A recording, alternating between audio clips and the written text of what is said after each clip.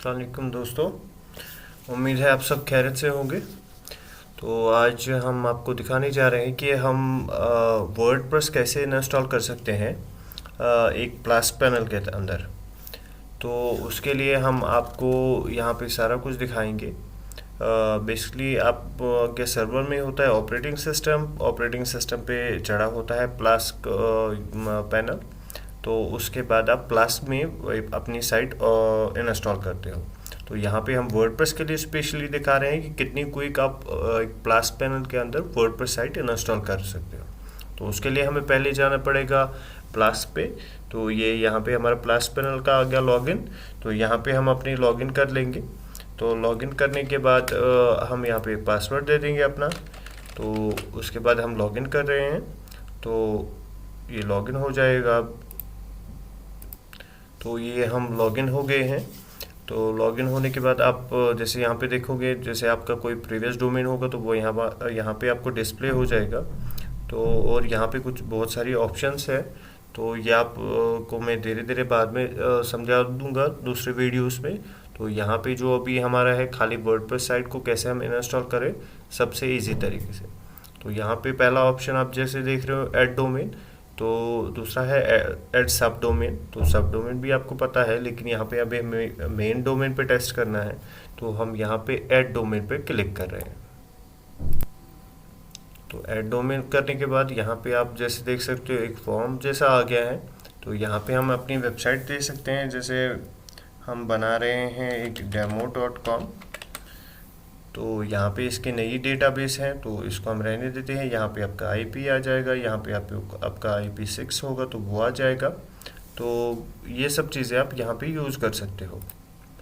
तो उसके बाद हमारे पास यहाँ पे पासवर्ड है। याद रखिएगा ये जो पासवर्ड है ये आपका FTP और SSH के कॉन्फ़िगरेशन में ज़रूरत पड़ सकता है। ये वर्डप्रेस लॉगिन का पासवर्ड नहीं है।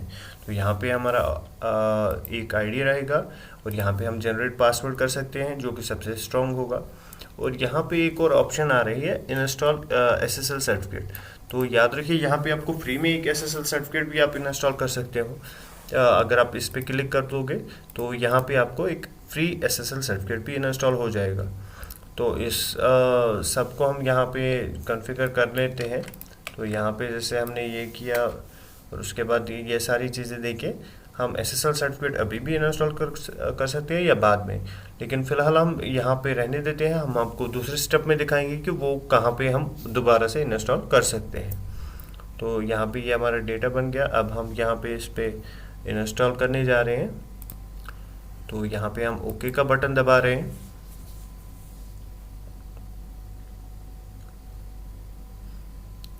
इसमें 1 मिनट तक का टाइम लग जाता है depending upon your server speed और आपके पास इंटरनेट कैसा हो।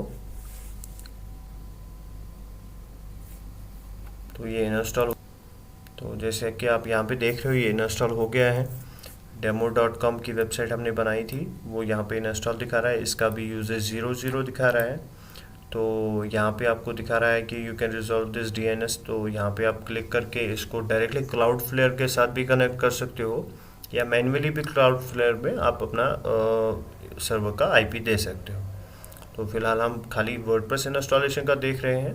वो जो आपको क्लाउडफ्लेयर या दूसरे जो भी आपका GoDaddy वगैरह का अकाउंट होगा वहाँ पे आप कैसे कनेक्ट कर सकते हो वो हम आपको दूसरी वीडियो में दिखा देंगे। तो फिलहाल हम इस पे करते हैं क्लिक डेमो पे। तो demo.com हमारा यहाँ पे खुल गया है। अब हमें क्या करना है, हमें एक वर्डप्रेस की साइट इंस्टॉल करनी है। उसके लिए हम इस वाले बटन पे क्लिक कर सकते हैं डायरेक्टली। ये सबसे इजी वाला तरीका है। दूसरा हम यहाँ से भी जा सकते हैं, लेकिन ये एक और स्टेप लेंथी हो जाएगा तो हम यहाँ पे शॉर्टकट वे यूज़ करते हैं। तो सेम वहाँ पे भी हो जाएगा। तो यहाँ पे हम वर्डप्रेस पे क्लिक कर रहे हैं। तो वर्डप्रेस पे क्लिक करने के बाद देखिए हमारे पास एक पैनल आ गया। यहाँ पे हमारे डोमेन बोल रहा है कौन सा डोमेन है। उसके बाद यहाँ पे ये दिखा रहा है HTTPS बाय डिफ़ॉल्ट, लेकिन आपको अभी SSL इंस्टॉल नहीं है तो HTTP रखते हैं यहाँ पे। तो उसके बाद यहाँ पे अगर आपके पास कोई थीम है तो वो भी प्लगइन के साथ तो वो भी आप इंस्टॉल कर सकते हो। तो यहाँ पे उसके बाद आपको यूज़र आईडी देना पड़ेगा। याद रखिए ये जो यूज़र आईडी है यहाँ पे आपको वर्डप्रेस लॉगिन के लिए यूज़र आईडी और पासवर्ड जनरेट करना पड़ेगा, और यहाँ पे जो आपका ईमेल आईडी होगा जो वर्डप्रेस के उस अकाउंट के साथ जो जुड़ जाएगा। तो यहाँ पे अब हमारे पास और कुछ नहीं है, अब हम नेक्स्ट कर रहे हैं इंस्टॉलेशन की ओर।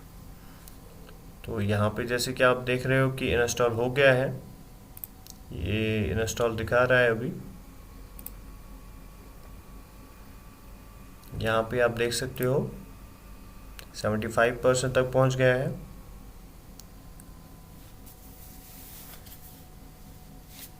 तो अब यहाँ पे एक पॉपअप आ गया है, बैकग्राउंड में आप देख सकते हो कि वर्डप्रेस की थीम दिखा रहा है। तो हम इस पॉपअप पे क्लिक कर रहे हैं, ये हमें बता रहा है कि आपको यहाँ पे कोई वर्डप्रेस प्लगइन इंस्टॉल करनी है या कोई फ्री थीम है अगर हमें होगी तो वो भी हम, या अपलोड थीम भी कर सकते हैं। अगर हमारे पास थीम होगी तो वो हम यहाँ से भी इंस्टॉल कर सकते हैं। फिलहाल हम इसको रहने देते हैं, हम चलते हैं नेक्स्ट स्टेप की ओर। तो यहाँ पे जैसे कि आप देख रहे हो ये जो पहला हमारा बन गया है वर्डप्रेस का थीम, यहाँ पे दिखा रहा है बैकग्राउंड में। अब हम इसके डेमो पे जाते हैं कि हमारी वर्डप्रेस थीम इंस्टॉल हो गई है कि नहीं। तो इसके डेमो पे जाने के लिए हमें क्या करना पड़ेगा, हम जा रहे हैं वापस यहाँ पे वेबसाइट्स एंड डोमेन्स पे क्लिक कर रहे हैं। तो वेबसाइट्स और डोमेन्स पे क्लिक करने के बाद आप देख सकते हो हम वापस आ गए हैं पैनल पे। यहाँ पे हमारा demo.com है जो जिस पे हमने वर्डप्रेस की साइट भी इंस्टॉल कर ली है। अब हम इसके अंदर जा रहे हैं, वापस देख रहे हैं कि वर्डप्रेस की साइट इंस्टॉल हो गई है कि नहीं। तो जैसे कि आप देख रहे हो, आप पहले जब हमने इस पर क्लिक किया था तो यहाँ पे ये बता रहा था वर्डप्रेस की साइट इंस्टॉल करने के लिए यहाँ पे, लेकिन अब हमने इंस्टॉल थीम कर ली है तो यहाँ पे टोटली डिफरेंट लुक आ गया है। अब ये यहाँ पे हमें दिखा रहा है प्रीव्यू, तो हम प्रीव्यू पे जा रहे हैं तो हम देखेंगे कि हमारी साइट इंस्टॉल हो गई है कि नहीं। तो ये देखिए दोस्तों, हमारी वर्डप्रेस की थीम यहाँ पे डेमो की ये जो है इंस्टॉल हो चुकी है। तो हम इस पे अब लॉगिन करके इसकी थीम चेंज कर सकते हैं, कस्टमाइजेशन कर सकते हैं।